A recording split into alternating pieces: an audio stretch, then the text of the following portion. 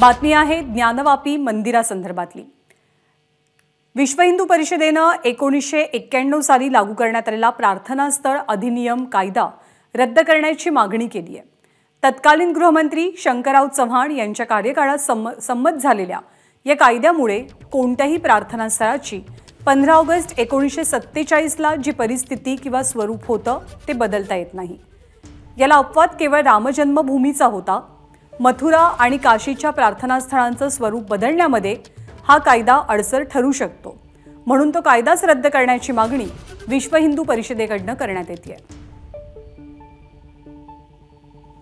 ते एक विशेष परिस्थितीमध्ये त्यावेळेला त्या राजीव गांधीच्या पंतप्रधान असताना तो निर्णय घेतलेला। पण तुम्ही जे वस्तुस्थिती त्याला तुम्ही कसं नकारू शकता?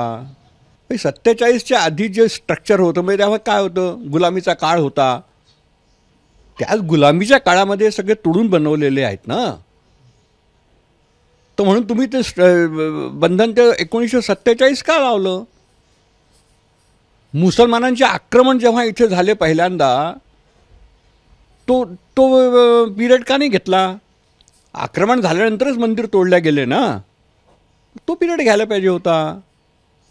म्हणजे काय एक प्रकारचा मुस्लिम तुष्टीकरणाचा एक प्रकार आहे हा। म्हणून तो जो कायदा आहे तो कायदाच रद्द करायला पाहिजे। एबीपी माझा, उघडा डोळे बघा नीट।